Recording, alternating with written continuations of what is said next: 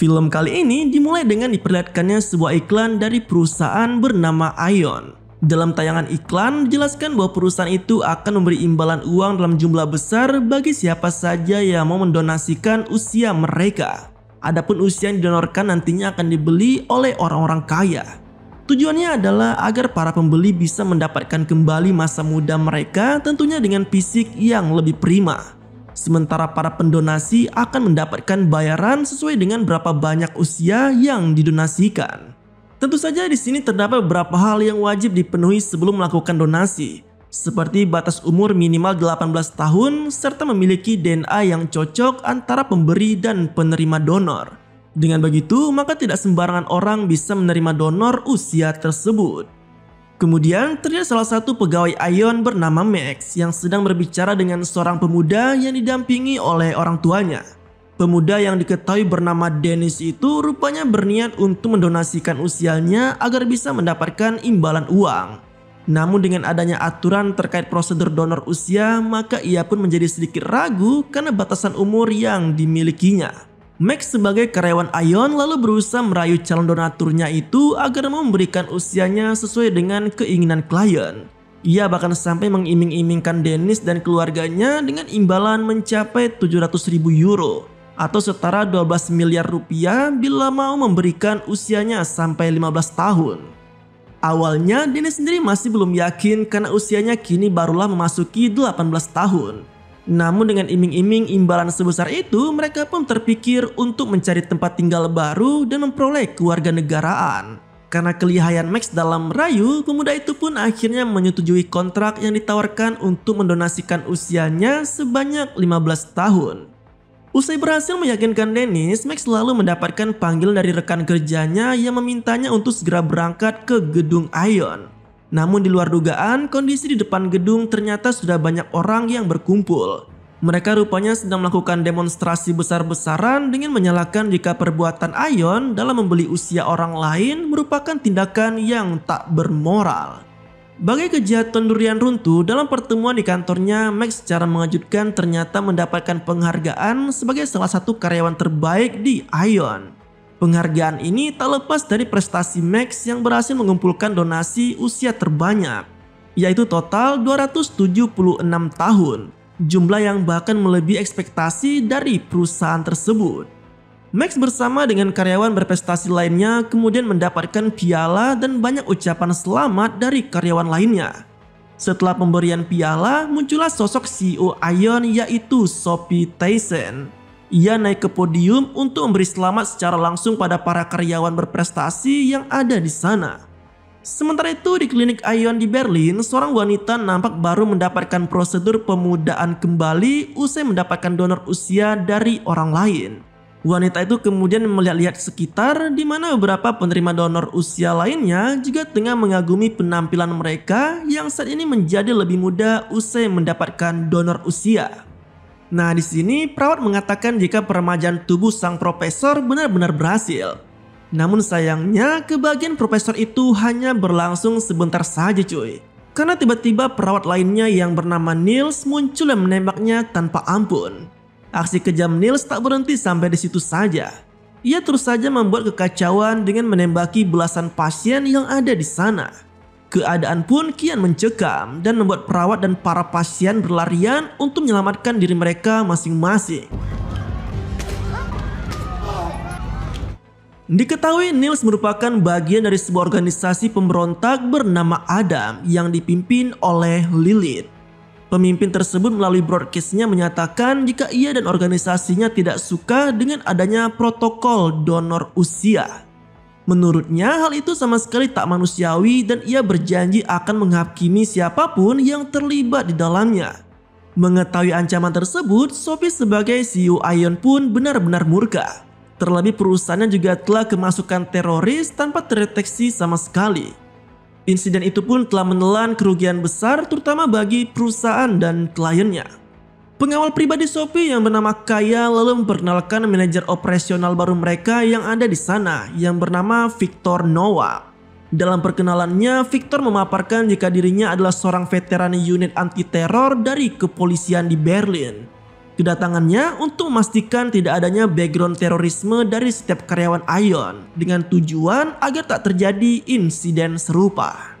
Mendengar hal itu, Sophie lalu memutuskan memberi kepercayaan pada Victor dan Kaya untuk segera menyelesaikan masalah teroris yang tengah bercokol di perusahaannya.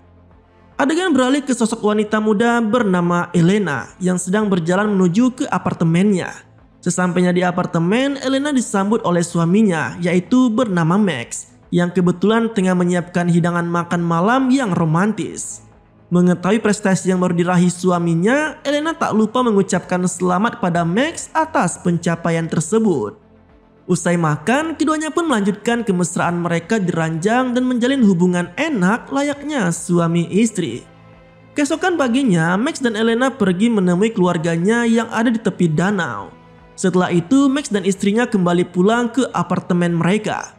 Namun bak petir di siang bolong, tepat ketika mereka hampir sampai di apartemen, Max dan Elena malah mendapati kebakaran hebat yang membuat apartemen mereka ludes tak tersisa.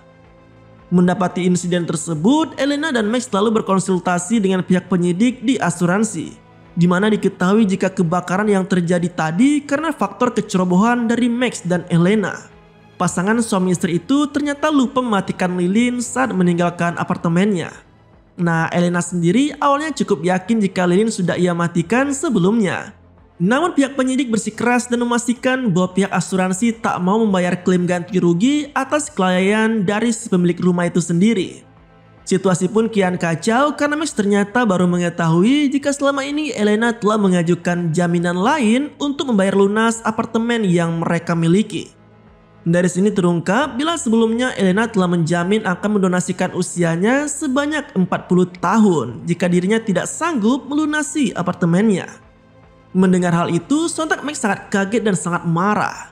Terlebih Elena juga tak pernah mendiskusikan hal tersebut kepada Max. Max lalu mencoba berkorban dengan menawarkan dirinya untuk ikut mendonasikan usianya juga. Namun sayangnya pihak penyidik asuransi malah menyatakan jika klien mereka tak memiliki kesesuaian DNA dengan tubuh Max. Dengan kata lain, Max tak bisa mendonasikan usianya karena prosedur yang ada. Setelah keluar dari gedung, Max dan Elena dihentikan oleh pihak kepolisian. Mereka menahan Elena alih-alih agar ia tak bisa kabur dari Berlin menyusul adanya ikatan dengan jaminan donor usia yang telah ia buat. Tak bisa berbuat apa-apa, Max pun hanya bisa berjanji pada istrinya jika ia pasti akan menemukan jalan keluar. Tanpa pikir panjang, Max lalu pergi ke gedung Ion untuk menemui Sophie. Ia mencoba untuk meminjam uang sebesar 2,5 juta euro atau 43 miliar rupiah guna membayar apartemen yang telah ludes terbakar. Karena hanya dengan cara itulah ia bisa membebaskan Elena dari jaminan donor usia sebanyak 40 tahun. Mendengar hal itu, Sophie yang iba pun hanya bisa meyakinkan Max jika ia akan membantunya. Beberapa minggu pun berlalu dan Max kini terlihat sedang termenung di dalam mobil bersama dengan rekan kerjanya bernama Luna. Luna menyatakan pada Max jika selama ini ia sudah berhari-hari mencoba menghubungi kantor Sophie terkait masalah Elena. Namun sampai sekarang ia tak kunjung mendapat kabar dari CEO itu. Mendengar pernyataan tersebut, Max dan Luna lalu memutuskan untuk masuk ke gedung Ion untuk menemui Elena yang akan menjadi donor usia dalam waktu dekat. Namun sayangnya mereka tak bisa menemui Elena untuk saat ini karena wanita tersebut diketahui akan segera menjalani operasi pendonoran usia dalam waktu 2 jam lagi. Max yang marah dan khawatir akan kondisi istrinya kemudian nekat menerobos masuk ke dalam gedung Ion untuk menemui istrinya itu. Sayangnya sebelum Max berhasil menemui Elena, ia lebih dulu ditahan oleh Kaya dan security gedung. Tak bisa berbuat apa-apa, mau tak mau Max hanya bisa menunggu di lobi saja. Sementara Elena harus menjalani operasi pengambilan usia sebanyak 38 tahun. Usai menjalani operasi donor usia, Elena terlihat mengalami perubahan usia yang sangat signifikan. Kondisi inilah yang membuat Max tak sanggup menutupi kesedihannya. Keesokan paginya, Max mendapat sebuah panggilan dari karyawan Ion lainnya yang bernama Erika. Namun bukan kabar baik untuk istrinya yang ia terima, melainkan panggilan kali ini justru mengabarkan tentang promosi jabatannya di Ion sebagai manajer senior. Kecewa dengan kabar tersebut, Max lalu meninggalkan Erika dan segera menemui Sophie. Namun secara tak terduga, CEO itu ternyata memiliki penampilan baru yang jauh berbeda dari sebelumnya cuy.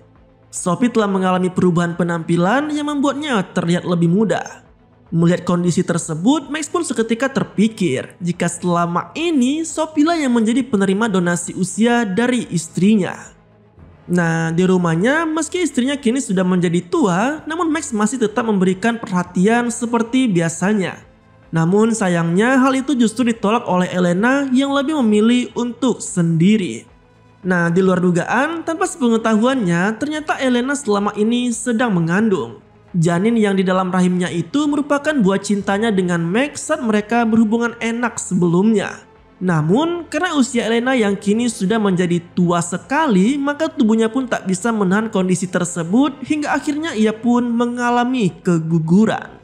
Kabar tentang keguguran yang dialami Elena jelas membuat Max semakin hancur. Terlebih istrinya itu juga akhirnya memutuskan untuk kembali ke rumah orang tuanya dan memilih untuk berpisah dengannya untuk sementara waktu. Elena berdalih jika saat ini Max masih memiliki masa depan yang sangat panjang. Setidaknya perpisahan itu bisa menjadi keputusan terbaik untuk suaminya tersebut. Namun berbeda dengan Max, ia yang masih belum menyerah kembali berjanji akan mengembalikan usia Elena seperti sedia kala. Di sebuah taman, Max mendapati seorang gadis kecil yang sebelumnya pernah ia lihat. Ia lalu mengikuti gadis kecil itu dan akhirnya mengetahui tentang operasi peremajaan ilegal yang sempat dilakukan oleh gadis tersebut. Yang mana operasi ilegal yang berlangsung di Ion itu rupanya ditangani langsung oleh Dr. Burke. Tanpa pikir panjang, Max langsung mentransfer uang sebesar 30.000 euro atau 500 juta rupiah agar bisa bertemu dengan dokter tersebut. Uniknya, Max ternyata juga harus datang tepat waktu sebagaimana koordinat yang telah ditentukan. Karena jika tidak, maka ia pun dipastikan tak akan bisa menemui sang dokter yang ada di tempat itu. Hal tersebut tentu bukanlah tanpa alasan, karena bagaimanapun juga Burke ingin mendapatkan kenyamanan mengingat operasi yang dilakukannya adalah ilegal. Untuk bisa pergi ke koordinat yang ada di Lituania, Max harus lebih dulu menggunakan identitas palsu untuk menutupi identitas aslinya. Tak hanya membeli identitas palsu, Max juga harus membekali dirinya dengan sepucuk pistol. Setidaknya untuk berjaga-jaga saat dirinya pergi ke Lituania. Di sebuah penginapan, sembari mendengarkan interview dari pemimpin teroris Adam, Max juga mempersiapkan dirinya untuk menculik Sophie. Karena ia begitu meyakini jika CEO itu menjadi penerima donor istrinya. Karena alasan tersebut, ia pun berencana untuk mengambil kembali usia yang telah dicuri dari Elena dengan menculiknya dan membawanya ke Dr. Burke. Layaknya predator yang mengintai mangsanya, Max membuntuti mobil Sophie hingga ke pemakaman Lazarus di Berlin. Saat kesempatan datang, ia segera masuk ke area makam dan menemukan seorang wanita muda yang diyakininya sebagai Sophie. Nah, dengan menggunakan masker dan berbekal taser, Max menyetrum wanita muda itu hingga tak sadarkan diri.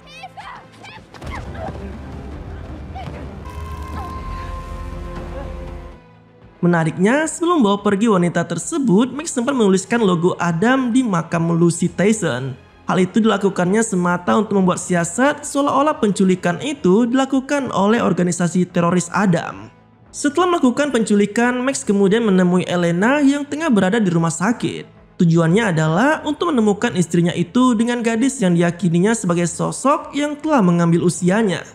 Di sisi lain, Kaya dan Victor sedang melakukan investigasi di lokasi penculikan. Secara mengesankan, Victor dengan semua bukti yang ditemukannya sanggup menyimpulkan jika pelaku penculikan tak lain adalah Max.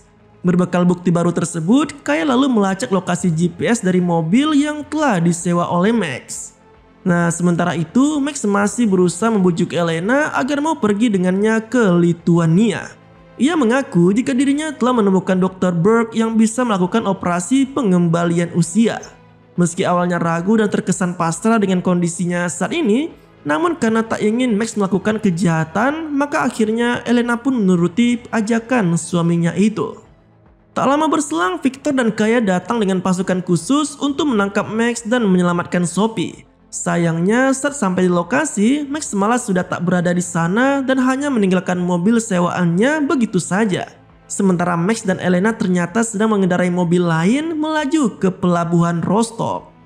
Keesokan paginya, Max dan Elena sudah berada di kapal yang menuju ke lokasi Dr. Burke berada. Namun tanpa disadarinya, posisi mereka ternyata telah berhasil diketahui oleh Victor di Ion melalui sosial media. Malamnya, Max dan Elena mendapati pelabuhan tujuan mereka yang telah dipenuhi dengan lampu sirine polisi. Menyadari dirinya dalam bahaya, Max seketika tercetus ide untuk bersembunyi di mobilnya sambil menyandra putri keluarga tersebut. Sementara sang ayah yang mengemudinya. Di luar dugaan, siasat yang dilakukan oleh Max ternyata berhasil membuatnya terbebas dari razia polisi. Ia dan Elena pun akhirnya bisa melanjutkan perjalanannya. Di tengah perjalanan, Max berhenti sebentar dan sempat bingung pada wanita yang diculiknya. Bagaimana tidak, wanita tersebut mengaku jika dirinya bukanlah Sophie, melainkan anak dari Sophie itu sendiri yang bernama Mary Tyson. Mendengar pengakuan tersebut, Max tak percaya begitu saja dan menuduhnya telah berbohong sembari menyetrumnya hingga tak sadarkan diri. Nein, bitte, bitte, meine Mutter bin bitte, ich sag die Wahrheit, bitte. Beres dengan ocehan wanita yang diculiknya, Max kembali mengemudikan mobilnya sampai tiba di sebuah hotel yang terbengkalai.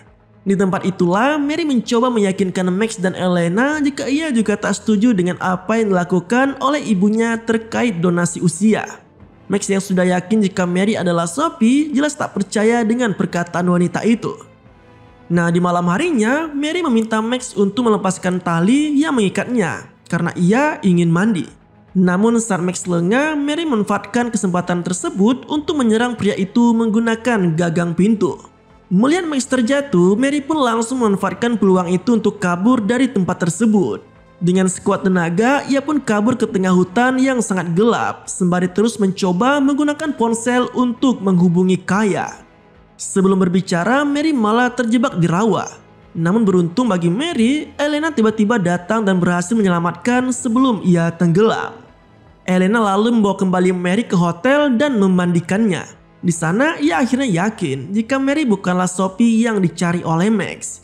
Hal itu didasarkan dari kondisi tubuh Mary yang tak memiliki bekas operasi sebagaimana para penerima donor usia pada umumnya. Hal itu juga yang ia beritahu kepada Max, namun suaminya itu masih tetap tak percaya dan terus meyakini jika wanita yang diculiknya adalah benar Sophie. Di sisi lain, Kaya dan Victor yang sudah menemukan sinyal Mary akhirnya memutuskan untuk mendatangi lokasi tersebut bersama dengan pasukan bayaran yang telah disewa Sophie. Kembali ke Elena dan Max, di sana rupanya muncul organisasi teroris Adam pimpinan Lilith yang datang untuk menemui keduanya termasuk Mary. Mereka lalu dibawa oleh Lilith ke markasnya. Di tempat tersebut, Lilith akhirnya membuka rahasia kelam jika sebenarnya situasi yang menimpa Elena telah lama direncanakan oleh Sophie itu sendiri. Di mana CEO Ion itu memberikan jabatan tinggi pada Max semata agar ia bisa menjebak Elena menjadi penjamin untuk apartemen mewah miliknya. Hal tersebut dilakukan menyusul adanya kesamaan DNA antara Elena dan Sophie. Sehingga tak mengherankan bila Elena dijadikan sebagai salah satunya donatur yang bisa ditumbalkan untuk membuatnya muda lagi. Lilith lalu memberikan pistol pada Elena untuk membunuh Mary sambil merekamnya. Namun Elena yang notabene adalah wanita baik-baik jelas tak tega untuk menembak Mary. Ia justru memilih pasrah pada kondisinya saat ini. Tak lama kemudian ponsel Max tiba-tiba berdering menandakan Dr. Burke telah memberikan koordinat untuk pertemuan mereka. Lilith sendiri berencana akan membunuh siapapun yang terlibat dalam operasi pengambilan usia, tak terkecuali dengan Dr. Burke. Namun mengetahui akan kedatangan Sophie, maka ia pun memilih untuk lebih fokus menghabisi CEO itu dan semua antek-anteknya terlebih dahulu. Tak lama berselang, Sophie dan pasukannya pun datang. Di sini Max bernegosiasi pada Sophie jika ia hanya mau menemukannya dengan Mary tanpa diikuti oleh pasukannya. Mendengar permintaan tersebut, Sophie yang mengkhawatirkan nasib putrinya pun jelas mengiyakan permintaan Max. Namun Kaya yang curiga langsung menghentikan Sophie dan meyakini adanya pengkhianat di dalam pasukan mereka. Dan Kaya pun benar, rupanya pengkhianat itu tak lain adalah Victor sendiri yang merupakan agen ganda dari Adam. Kaya yang mendapati Victor hendak menembak Sophie langsung menembaknya terlebih dahulu. Meski Victor juga tetap berhasil menembak CEO itu tepat di dadanya.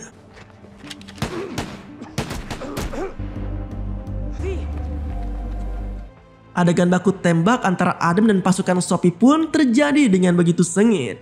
Memanfaatkan kekacauan itu, Max menyelinap masuk menemui Mary dan Elena. Di dalam, Max sempat diserang oleh pasukan pemberontak. Namun pada akhirnya ia berhasil selamat dan membawa Mary serta Elena ke dalam mobil.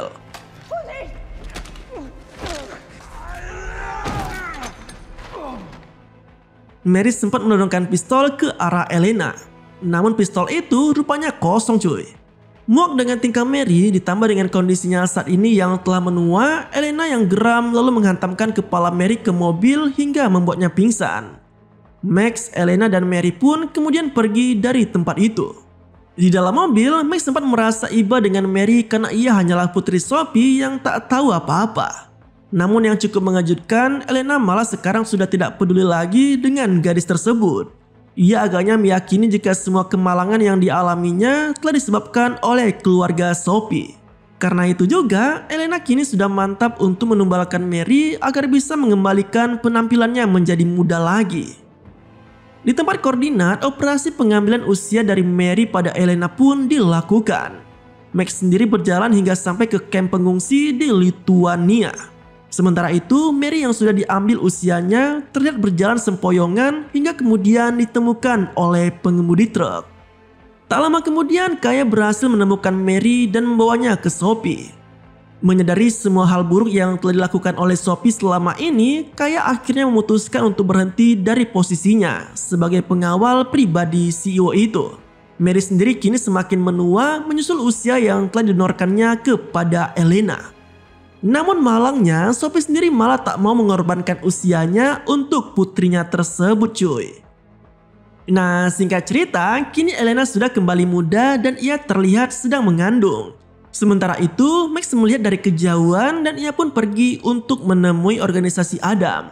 Karena rupanya ia kini telah bergabung dengan organisasi itu untuk membantai perusahaan Ion.